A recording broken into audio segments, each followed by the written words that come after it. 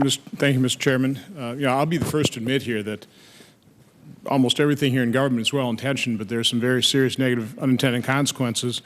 According to the Manhattan Institute for Policy Research in the state of Wisconsin, a 27-year-old male, after the Affordable Care Act, their premiums now are 124% higher than they were pre-Patient Protection Affordable Care Act. A 27-year-old female is experiencing 77.6% higher premiums. So that's certainly part of the collateral damage that we're seeing as I'm getting emails, as Senator Thune talked about. Just a couple quotes from real people telling the truth, not telling lies. You need to understand how cheated we feel. This is not right. I cannot afford this. By the way, that individual's premium went from $550 per month to almost $1,600 per month. Please help. Sir, I'm begging for your help. I'm feeling very upset and stressed. That came from a couple with cancer. The law is hurting us. Be our voice. I guess we are collateral damage. We are scared. These are statements from emails, hundreds that we've received from real Americans, from real Wisconsinites. And I realize there are plenty of people that are also being advantaged by the Affordable Care Act, but it's because their care is being subsidized, either through higher premiums or direct subsidies from government that are going to be paid for by our kids and grandkids because we're still running deficits. Mr. Potter, you use the word excess profits. Can you define excess profits? What is an acceptable level of profit in a commercial enterprise? I don't think there is an acceptable level of profits. I think it depends on what you might have an opinion. Do you think profit is okay? Do you expect people to engage in commercial activity? Do you expect people to put their capital at risk and not ever have any chance for making a profit? Well, Senator, keep in mind, in this country, we still have many nonprofit health insurance companies. We did for many years, and they work quite well. And so there are some companies that have decided that they want to be in this business to make money. That's their ultimate objective. And then you have other insurance companies that is not their sole objective. I understand, but you actually have a concept that somebody can make too much money. So, but you're not willing to define what that would be. Sir, I don't think that's what I intended to say at all. There is a chart on page 11 of the majority report, a study apparently done by the American Health Insurance Plan. And apparently this was a group that tried to quantify how much money was spent in what areas of health care. Apparently it was inaccurate, it seems like, from the majority's standpoint, but what they showed is about a 3% profit rate.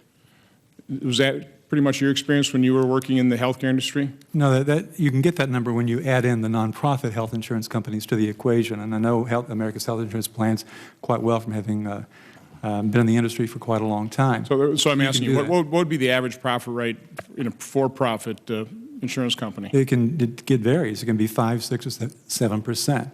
And that can be significant. You can also look at the return on equity, which is also pretty high. I mean, look at it from this perspective. Again, I just wanted to try and get drilled down some numbers. Yeah. So you're talking after-tax profit rate somewhere 5, 6, 7%, and you're probably thinking that's excessive. I think it's pretty significant. You have to keep in mind what these companies have done in the past to make sure that they're earning that. They refuse. I'm running out of time. I need to go to other areas. I'll give you more time, but let him answer the question. Give me more. Yeah, for many years, insurance companies engaged in practices that enable them to make whatever profits they made, such as refusing to sell coverage to people at all because of pre-existing conditions, or charging them so much they couldn't afford to buy coverage. That's why, Senator, we had about 50 million people who could not get coverage. And yes, there are some people now who are probably paying more for their coverage, but before the Affordable Care Act, there were many millions more who you're not again, I have a line of questioning, and you're not answering the question. I want to kind of go to, I guess it was Professor Hall. I think you said that the rebates totaled $1.6 billion. Yes, Senator. Ms. Turner, though, you were talking about the fees, the insurance fees totaled $8 to $14 billion. That's my concern, Senator, is that we are focused here today on the medical loss ratio, but the average consumer is not looking at this law in a silo. They're looking at their overall experience. And if their premiums are going up because of so many other provisions of the law, then their own experience is that this insurance is costing them a Again, lot more. I just want to This is bring not. that in perspective. So rebates are $1.6 billion, but the government is collecting $8 to $14 billion from those exact same insurance companies. In the same year. Do we have the same time frame?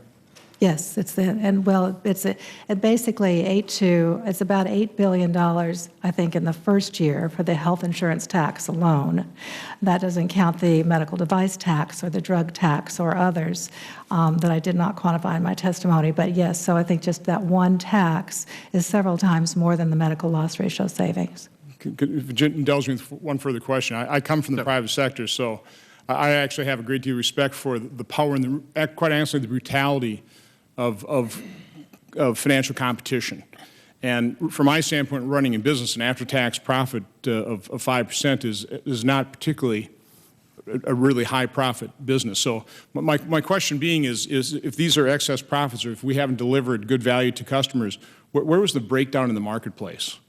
I mean, why is that? Because truthfully, when you have a lot of competitors, they are fighting for business. And with a 5% after-tax profit rate, that to me seems like there's a fair amount of competition. So where was the breakdown? Could it be because we had state markets and limited competition between states? And I mean, what drove that? Are you asking me, Senator? Sure, whoever would like to answer it. Then Absolutely. I think state regulation has really impeded competition and, in fact, has driven out many companies. I have a list in my testimony of companies across the country that just basically have left the health insurance market, and a lot of it is because of the rules and regulations just becoming so onerous and moving into other businesses or leaving the health insurance business altogether. So it is rules and regulation. It's the lack of competition. It's the difficulty and the expense of putting together networks to make sure that that they can provide services and people have access to physicians and hospitals and still keep their premiums low. Very difficult. And if I could give my response as well, I think with respect to competition in this rule, I think it's a more nuanced story in the sense that, for the most part, the 80-20 rule confirmed what the markets were giving us. It pretty much was set according to the prevailing medical loss ratios, and that's why there hasn't been a major dislocation to the extent that if some companies were below that level, perhaps there just wasn't good information or there were pockets of the market that weren't as competitive as they could be. With respect to profits, typically you think 5% is an okay profit, but you have to understand that a lot of what the premium is giving money to the insurance company that they then pay back to my doctors. And so if you paid 5% to your bank to hold your money and give it back to you later, or to your mutual fund, you'd say that was outrageous. So I'm not saying the insurance company is the same as that, but it's somewhere different than selling a commodity that has to be manufactured with a lot of risk. It falls somewhere in between. And so the general consensus is that 2 to 3% level is sufficient to be financially healthy in the insurance industry. Thank you, Senator. Senator